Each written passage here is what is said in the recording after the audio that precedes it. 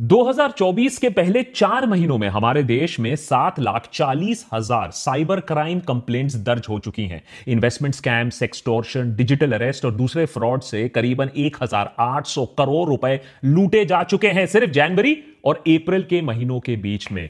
ये सिर्फ ऑफिशियल आंकड़ों की बात कर रहा हूं बाय द वे, जो national cyber crime reporting portal में दर्ज हुई है, जिसे मिनिस्ट्री ऑफ होम अफेयर्स चलाती है।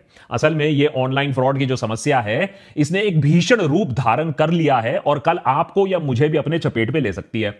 Indian cyber crime coordination centre या I4C के अनुसार मई 2024 में हर दिन 7,000 साइबर क्राइम कंप्लेंट्स रजिस्टर हो रही है। हर दिन 7,000 कंप्लेंट्स। यह आंकड़ा 2021-2023 के तुलना में 113% ज्यादा है। इन सारे क्राइम्स में पैसा मेन मोटिव होता है। 85% केसेस में कहीं ना कहीं किसी न किसी रूप में ऑनलाइन फाइनेंशियल फ्रॉड हो रहा है। पिछले 5 सालों में फाइनेंशियल फ्रॉड्स करीबन 1,000% बढ़ी हैं। 2023 में 1 लाख इन्वेस्टमेंट स्कैम्स रिपोर्ट किए गए। मार्केट में नया जो स्कैम आया है डिजिटल अरेस्ट, उससे 120 करोड़ रुपए लूटे जा चुके हैं। ट्रेडिंग स्कैम का तो अलग ही जोन चल रहा है। अनुमान है 1,500 करोड़ रुपए का चूना लग चुका है लोगों का वहां। और एक बार ऑनलाइन स्कैम में आपका पैसा गया तो मिलना वापस बहुत ही मुश्किल होता है। 10% से भी कम केसेस में पुलिस आपकी मदद कर पाती है, आपका पैसा लौटा पाती है। शायद इसीलिए और शर्म के मारे बहुत सारा ऑनलाइन फाइनेंशियल फ्रॉड जो हो रहा है हमारे देश में, उसे रिपोर्ट भी नहीं किया जा रहा है। यह फ्रॉड्स अक्सर हमारी लापरवाही की वजह से भी होता है। जैसे कि व्हाट्सएप पर लिखा शब्द जो होता है, हम उसे भगवान का उपदेश मान लेते हैं कि व्हाट्सएप पर लिखा है, ठीक ही लिखा होगा। या रातों रात पैसा डबल करने की स्कीम में इन्वेस्ट करने के लालच में हम पैसा डाल लेते हैं। और बहुत बार आपकी गलती ना भी हो सकती है। क्यों? जैसे फ्रॉडस्टर्स आपका इंफॉर्मेशन, बायोमेट्रिक डेटा चुरा कर आधार इनेबल्ड पेमेंट सिस्टम या AEPS से पैसा निकाल सकते हैं और आपको खबर तक ना होगी। लोकल सर्कल द्वारा किए गए एक सर्वे में पता चलता है कि पिछले 3 सालों में 47% अर्बन हाउसहोल्ड्स हैं जहां कम से कम एक फाइनेंशियल फ्रॉड रिपोर्ट हुआ है, चाहे वो UPI हो, क्रेडिट कार्ड हो या कोई इन्वेस्टमेंट फ्रॉड हो। 23,000 लोगों का ये जो सर्वे है, इसमें यह पाया गया कि क्रेडिट कार्ड पर अक्सर अनऑथराइज्ड चार्ज किया जाता है या फिर UPI में QR कोड से पेमेंट मिलने के बजाय से पेमेंट हाथ से निकल जाता है। हर दिन क्रिमिनल्स नया नया टेक्निक निकालते हैं हमें लूटने के लिए। बात सिर्फ पैसे की नहीं है। आए दिन सुर्खियों में हमें यह खबर भी दिखने को मिलती है कि कैसे फाइनेंशियल फ्रॉड्स, एक्सटॉर्शन या इलीगल लोन एप्स के वजह से लोग अपनी जान तक ले रहे हैं। इसीलिए देशभक्त के आज के एपिसोड में हमने यह एपिसोड आपको आगाह करने के लिए बनाया है कि कैसे आपके फैमिली, आपके फ्रेंड्स को आप सुरक्षित रख सकते हो और अपने आप को भी सेफ रख सकते हो इस सबसे बड़े फ्रॉड से। किस किस रूप में आते हैं ये ऑनलाइन फ्रॉड? सरकार क्या कर रही है इस आपदा से निपटने के लिए? और उससे भी ज्यादा आप क्या कर सकते हो अपने आप को सुरक्षित रखने के लिए? बड़े बड़े फ्रॉड्स में नेता, बिजनेसमैन, टैक्स पेयर का पैसा खा जाते हैं, लेकिन ये जो ऑनलाइन फ्रॉड है ना, उससे भी ज्यादा खतरनाक है। ये फ्रॉडस्टर्स आपके बैंक बैलेंस को, आपकी इज्जत को, आपकी जिंदगी तक को खा जाएंगे और डकार तक नहीं लेंगे। और इसीलिए इसे आप रोक सको, आप लोगों को आगाह कर सको, हमने इस वीडियो को एकदम कॉपीराइट फ्री बनाया है। आप इस वीडियो को शेयर करो, डाउनलोड करो, रीअपलोड करो, कोई प्रॉब्लम नहीं है। बस अपने फैमिली, अपने फ्रेंड्स को आगाह करो कि यह देश का सबसे बड़ा स्कैम बन चुका है। देशभक्त की पूरी टीम ने बहुत टाइम लगाकर इस एपिसोड में रिसर्च किया। 6 ऐसे लेटेस्ट या एवरग्रीन ऑनलाइन फ्रॉड्स का पता लगाया जिसके शिकार आप और मैं दोनों हो सकते हैं, और 6 ऐसे सिक्योरिटी मेजर्स के बारे में भी हम बात करेंगे इन अटैक से बचने के लिए। लेकिन उससे पहले आपको यह समझना होगा कि फ्रॉडस्टर्स आज सिर्फ जामतारा में कहीं कोने में बैठकर आपको फ्रॉड करने की कोशिश नहीं कर रहे हैं। आज डिजिटल फ्रॉडस्टर्स बहुत ही केपेबल, टेक्नोलॉजिकली बहुत ही नॉलेजेबल और शातिर क्रिमिनल्स बन चुके हैं। अगर आपके साथ कभी भी फाइनेंशियल फ्रॉड हुआ है तो आप चुप मत बैठो, क्योंकि यही चुप्पी क्रिमिनल्स को और हौसला देती है। अच्छे से अच्छों को इन क्रिमिनल्स ने फांसा हुआ है अपने लेटेस्ट डिजिटल अरेस्ट स्कैम में।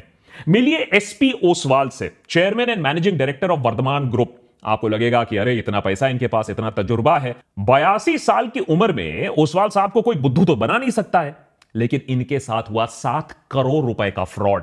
जब एक गैंग ने इनके ऊपर एक फेक केस किया, एक फेक वर्चुअल कोर्ट रूम में fake chief justice of India DY Chandrachud के साथ केस की सुनवाई कराई, फेक डॉक्यूमेंट्स क्रिएट करवाए और ओसवाल को 2 दिन तक डिजिटल अरेस्ट में रखा। सुप्रीम कोर्ट से जो फेक डॉक्यूमेंट्स आए, जो ओसवाल को भेजे गए थे उनमें सुप्रीम कोर्ट का एम्बलम, उसका बार कोड, उसका डिजिटल सिग्नेचर सब एकदम असली कोर्ट डॉक्यूमेंट से मेल जोल खाते थे। ओसवाल ने नोटिस का पालन करते हुए अलग अलग अकाउंट्स में 7 करोड़ रुपए जमा कर दिए। चलो, बिजनेसमैन को उल्लू बनाया, लेकिन साइंटिस्ट को भी। मध्य प्रदेश के इंदौर में डिपार्टमेंट ऑफ एटॉमिक एनर्जी में काम कर रहे साइंटिस्ट को फ्रॉडस्टर्स ने डिजिटल अरेस्ट किया, 71 लाख रुपीस उनसे लूट लिया। नोएडा में 79 साल के रिटायर्ड मेजर जनरल के साथ भी यही हुआ। 5 दिनों तक डिजिटल अरेस्ट, 2 करोड़ रुपए उनसे ऐंठ लिए गए। नोएडा में ही एक डॉक्टर पूजा गोयल को फ्रॉडस्टर्स ने डिजिटल अरेस्ट किया, इस आरोप में कि उनके नंबर से अश्लील वीडियो सर्कुलेट हो रहे हैं। 60 लाख रुपए उनसे भी ऐंठ लिए। तो एक बात तो क्लियर है कि फ्रॉडस्टर्स कोई स्पेसिफिक किसी को टारगेट नहीं कर रहा है, कोई टीजी नहीं है। सीनियर गवर्नमेंट ऑफिसर हो सकता है, रिटायर्ड गवर्नमेंट ऑफिशियल हो सकते हैं, बिजनेसमैन, डॉक्टर, यहां तक कि पीजी स्टूडेंट्स तक को बख्शा नहीं गया है इन ऑनलाइन स्कैम से। फॉर एग्जाम्पल, अहमदाबाद में 27 साल की महिला को सेंट्रल एजेंसीज के अफसरों ने फोन कर कर बताया कि उनके नाम का एक पार्सल है जिसमें ड्रग्स पाए गए हैं और उनके खिलाफ एक्शन होने वाला है। डिजिटल अरेस्ट के दौरान एक सीबीआई ऑफिसर ने उन्हें अनड्रेस करने को कहा, जिससे उनके बर्थ मार्क्स को आइडेंटिफाई किया जा सके। साथ ही साथ उनके सारे पैसे फ्रॉडस्टर्स ने ट्रांसफर करवा लिए। तो इतना कॉन्फिडेंस आ चुका है आजकल ये ऑनलाइन फ्रॉडस्टर्स में। डिजिटल अरेस्ट उस साइबर क्राइम टेक्निक का नाम है जहां फ्रॉडस्टर्स वीडियो कॉल के जरिए लॉ इन्फोर्समेंट एजेंसी के अफसर बन के आपके सामने आते हैं।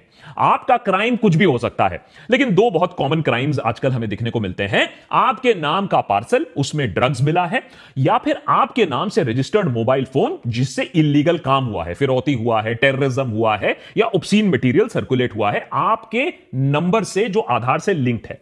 अगर विक्टिम इस बात को मान लेता है तो फेज 2 डिजिटल अरेस्ट, जहां आपको अपने घर में कैद कर दिया जाता है और आपको अपने डिवाइस के सामने होना होता है। आपके डिवाइस का कैमरा बंद नहीं किया जा सकता है। बेसिकली आइडिया फ्रॉडस्टर्स का यह है कि आपको इंटेरोगेट करेंगे और आप किसी से हेल्प नहीं ले सकते हो क्योंकि आपको कैमरा के सामने बैठना है।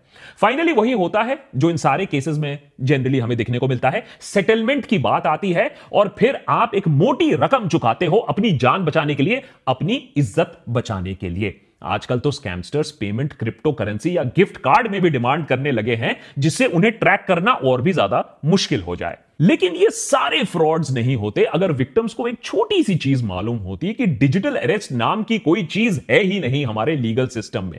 लेकिन शायद हमें पुलिस और लॉ इन्फोर्समेंट का इतना डर, इतना खौफ बैठा हुआ है कि हम डिजिटल अरेस्ट का नाम सुनकर ही सरेंडर कर देते हैं।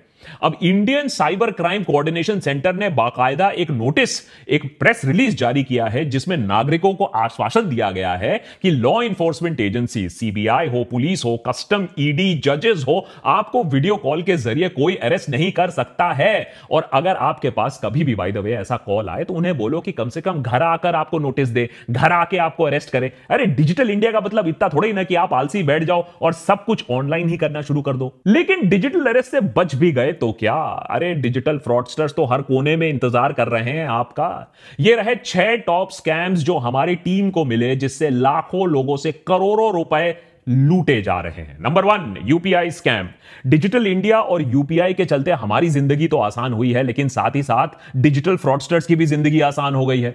2022-2023 में करीबन 1 lakh UPI based frauds report किए गए हैं। अगर आप सतर्क ना रहे तो डिजिटली आपका पैसा गायब हो सकता है बहुत आसानी से। साथ ही साथ क्यूआर कोड्स के मामले में थोड़ा सावधान रहना पड़ेगा। क्यूआर कोड कहां से स्कैन कर रहे हो, किसे पेमेंट दे रहे हो, यह थोड़ा भापना जानना जरूरी है। जैसे कि फॉर एग्जांपल अगर नहीं करोगे तो हाईटेक सिलिकॉन सिटी बैंगलोर में 41% रिपोर्टेड साइबर क्राइम इंसिडेंट्स होते हैं, वो क्यूआर कोड स्कैम से रिलेटेड होते हैं। तो इतना कॉमन हो चुका है क्यूआर कोड का मिसयूज।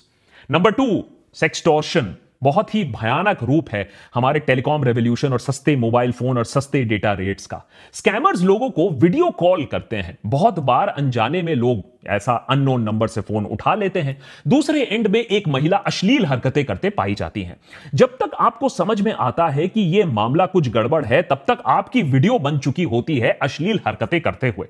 उसके बाद हमारी सदैव तत्पर पुलिस से आपको एक फोन आता है कि आपके खिलाफ ऑब्स्सीनिटी का केस दर्ज हो गया है और आपको अरेस्ट किया जा सकता है।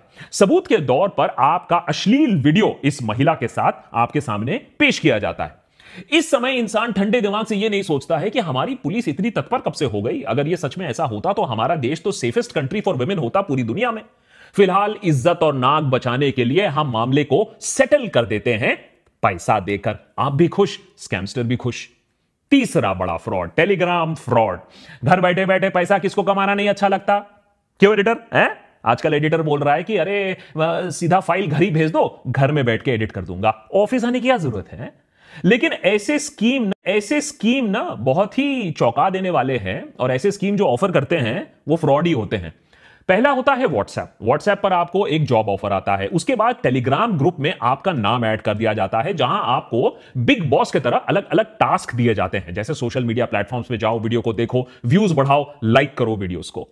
पहले आपको आपके काम के लिए छुट्टर पैसे, थोड़ा बहुत पैसे भी मिल जाएंगे, आपका ट्रस्ट बढ़ जाएगा।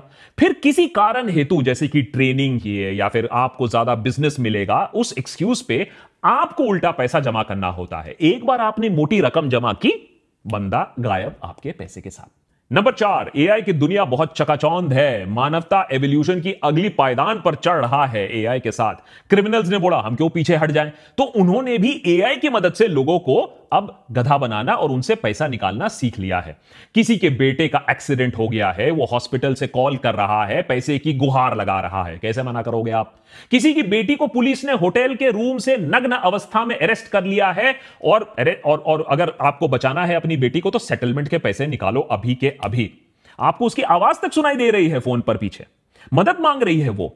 अगर वो घर पर बैठकर टीवी ना देख रही होती तो आप बात मान भी लेते, आप पैसे दे भी देते। कुछ लोग बच गए, लेकिन लाखों पेरेंट्स ने, लाखों रिश्तेदारों ने पैसा ऐसे निकाला है। और जो आवाज उन्होंने सुनी होती है, जिस पर विश्वास करके वो पैसे निकालते हैं, वो असली, ऑलमोस्ट असली ही आवाज होती है। सॉफ्टवेयर की मदद से, एआई की मदद से आप आज के डेट में किसी की आवाज को कॉपी कर सकते हो और फिर उस आर्टिफिशियल आवाज से कुछ भी बुलवा सकते हो। मिशन इंपॉसिबल में टॉम क्रूज ये सालों से करते आए हैं, लेकिन अब क्रिमिनल्स रियल लाइफ में ये कर रहे हैं एआई की मदद से, और आपको लूट रहे हैं। Number 5, link based cheating. देखिए, हर स्कैम को एआई की जरूरत नहीं है, कटिंग एज टेक्नोलॉजी की जरूरत नहीं है। कभी कभी हमारी जो कमजोरी होती है, फ्रॉडस्टर्स के लिए सबसे बड़ा वरदान वही होता है, ह्यूमन वीकनेस। जैसे हमारा लालच। सबको चाहिए एक फ्री में प्राइज, और व्हाट्सएप पर जो कुछ आता है वो तो 100% ट्रू होता है। तो व्हाट्सएप पर आ गया एक लिंक, आपने उस लिंक को क्लिक कर लिया और लिंक में मिला आपको एक शानदार प्राइज। फ्री। बस फ्री सुनकर आपकी तो लार टपक गई। अब ये फ्री प्राइस के लिए आपको थोड़े डिटेल्स भरने, आपका एड्रेस भरना है, आपका आईडी प्रूफ भरना है, और कभी कभी प्राइस इतना बड़ा हो सकता है कि उसके लिए आपको अपना सारा बैंक डिटेल भरना हो, थोड़ा टैक्स का पैसा देना हो, शिपिंग का फी भी भरना हो। ये सारा पैसा आपने दिया, प्राइस आपको कभी मिला नहीं, और पैसा जो था वो भी निकल गया। और अगर ज्यादा अनलकी हुए तो बैंक का पासवर्ड भी दे दिया, तो बैंक अकाउंट भी खाली। Number 6, OTP scam. सरकार ने स्कैम्स को रोकने के लिए और आपको बचाने के लिए 2FA बहुत जगह कंपलसरी कर दिया है। 2FA यानी 2 फैक्टर ऑथेंटिकेशन, यानी आपके फोन पर ओटीपी के बिना कुछ भी प्रोसेस नहीं होगा। अब फ्रॉडस्टर्स फिर से एक कदम आगे, ओटीपी के पीछे पड़ जाते हैं, उसे निकालकर आपके बैंक अकाउंट, डिजिटल वॉलेट्स और दूसरे सेंसिटिव इंफॉर्मेशन को एक्सेस करने की कोशिश करते हैं। इसीलिए वो आपको आपके फोन में बैंक अकाउंट रिप्रेजेंटेटिव बनकर आ जाते हैं, ई कॉमर्स साइट ऑपरेटर बनकर आ जाते हैं, अक्सर सरकारी अफसर बनकर आपको फोन कर देते हैं। अब आप ये नहीं सोचते हो कि सरकारी दफ्तर में अफसर ना मिला, लेकिन सरकारी अफसर आपको फोन पर आकर आपसे सारी इंफॉर्मेशन ले रहा है? आप भी दे देते हो, हां ठीक है सरकारी अफसर है, बिना सोचे समझे आपने ओटीपी दिया और आपके पैसों का हो गया स्वाहा। इन स्कैम से आपका कितना नुकसान हो सकता है, देश के नागरिकों का कितना नुकसान हो सकता है, आप सोच भी नहीं पाओगे। फॉर एग्जाम्पल मैं आपको बताता हूं, 2014 से लेकर 2023 के बीच में इंडियन बैंक्स में 65,000 फ्रॉड केसेस डिटेक्ट किए गए। 4.65 लाख करोड़, जी हां 4.65 लाख करोड़ का घपला हुआ करीबन 10 सालों में। आज बैंकिंग रेगुलेशंस और सॉलिड हो रही हैं तो ये स्कैम्स थोड़े कम हो रहे हैं, लेकिन उधर डिजिटल फ्रॉड्स और भी ज्यादा बड़े हो रहे हैं। तो सोचिए 5 लाख करोड़ तक हम बात कर रहे हैं, पोटेंशियल है ऐसे स्कैम्स का। तो सरकार इस सब मामले में क्या कर रही है? देखिए, गंभीरता तो है सरकार की तरफ से, ऐसी बात नहीं है, सरकार रिकॉग्नाइज कर रही है ये एक प्रॉब्लम है, लेकिन ग्राउंड पर एक्शन इतना नहीं है कि फ्रॉड्स कम हो जाए या फ्रॉडस्टर्स के दिलों में कोई खौफ हो। सरकार ने एक ऑनलाइन सस्पेक्ट रजिस्ट्री लॉन्च की है जिसमें 12 लाख साइबर क्रिमिनल्स का डेटा स्टोर्ड है। इस रजिस्ट्री को states, union territory, central investigating agencies, intelligence agencies इस्तेमाल कर सकती हैं साइबर क्राइम को कंट्रोल करने के लिए। उधर national cyber crime reporting portal NCRP के जरिए साइबर क्राइम रिपोर्टिंग और रेजोल्यूशन को बेहतर बनाने की कोशिश की गई है। एनसीआरपी को अभी हर दिन 67,000 कॉल्स आती हैं साइबर क्राइम रिलेटेड क्वेश्चन से। तो सोचिए, लोगों में भी इतना डर है अभी कि इस हेल्पलाइन में लोग फोन करके पता लगा रहे हैं कि उनके साथ भी फ्रॉड हुआ है या नहीं। और Indian cyber crime coordination centre I4C ने अभी तक 2,800 करोड़ डिफ्रॉडेड मनी है, ये जो स्कैम्स का पैसा है, ये वापस दिया है करीबन 8.5 लाख विक्टिम्स को। तो कहीं ना कहीं एक शुरुआत की गई है, लेकिन इस शुरुआत से ज्यादा कुछ नहीं हो पाएगा जब तक ना आप इसमें साथ दोगे। कैसे? सबसे पहले तो आप एक काम करो, अगर आपके साथ कभी भी साइबर क्राइम हुआ है तो आप इमीडिएटली इसे रिपोर्ट करो। www.cybercrime.gov.in ये एक ऑफिशियल पोर्टल है जहां आप इसको रिपोर्ट कर सकते हो। सरकार आपकी मदद कर सकती है। आप 1930 पर फोन कर सकते हो, नेशनल साइबर क्राइम हेल्पलाइन है। लेकिन किंतु परंतु अगर आप चाहते हो कि बात रिपोर्टिंग तक ना आए, बात सरकार तक ना पहुंचे, फिर बात गुहार तक ना आए कि भैया आप बोलो कि मेरा पैसा किसी तरीके से लौटा दो, तो आपको ही चौकस रहना होगा। हाल ही में एक खबर वायरल होती है। मुंबई में एक ऑटो में एक पुलिस ऑफिसर घुस आता है सडनली और एक महिला से 50,000 रुपए की मांग करता है। महिला का गुनाह क्या है कि वो ऑटो में बैठकर वेप कर रही थी। देखिए, स्मोकिंग वेपिंग तो वैसे में अच्छी बात नहीं है, लेकिन सवाल यह है कि ये बिना यूनिफॉर्म का ऑफिसर कौन है, 50,000 का डिमांड क्यों कर रहा है। महिला ने सोचा कुछ तो गड़बड़ है, ये ऑफिसर नहीं है। उसने वीडियो बनाना शुरू कर दिया और वीडियो बनते देख पुलिस वाला वो भाग निकला। अब खबर यह आ रही है कि उस पुलिस वाले को अरेस्ट कर लिया गया है जो फेक ऑफिसर था। कहने का मतलब यह है कि आपको प्रोएक्टिव रहना होगा। ये डर के नहीं बैठो कि पुलिस का नाम जैसे ही सुना है एडिटर जैसे, हां, डर के नहीं बैठना, आपको डरना नहीं है। 90% केसेस में साइबर फ्रॉड में पैसा वापस नहीं मिलता, याद रखिए। तो डर गए, जो डर गया वो मर गया। हां, अगर बैंकिंग चैनल से पैसा आपका निकलता है तो तुरंत बैंक को जाकर रिपोर्ट करो। अगर बैंक की नेग्लिजेंस की वजह से आपका अकाउंट कॉम्प्रोमाइज हुआ है तो बैंक आपको पूरा पैसा वापस देगी।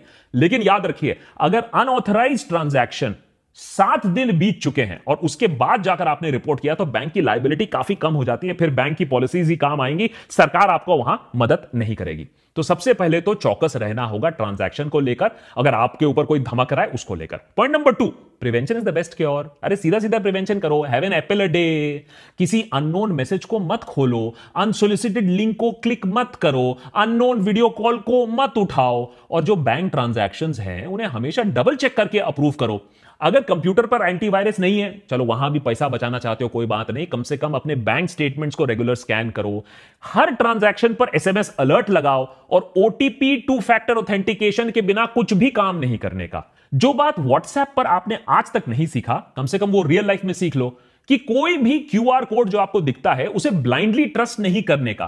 कोई भी पेमेंट लिंक जो आपको दिखता है उसे ब्लाइंडली पे नहीं करने का। किसी भी पेमेंट जहां दे रहे हो, देखो किस गेटवे को इस्तेमाल कर रहे हो, किस सॉफ्टवेयर को इस्तेमाल कर रहे हो, और मल्टी फैक्टर ऑथेंटिकेशन का आप इस्तेमाल करो। जैसे कि आप में क्रेडिट कार्ड में भी अगर ओटीपी है तो उसको इनेबल करो। और जो ट्रस्ट का फैक्टर है ना, इतना भी ट्रस्ट मत करो। हर अननोन नंबर को उठाने की जरूरत नहीं है। आपकी कॉलेज की गर्लफ्रेंड को अगर आपसे पैचअप करना होगा तो कोई और तरीका उसको मिल जाएगा।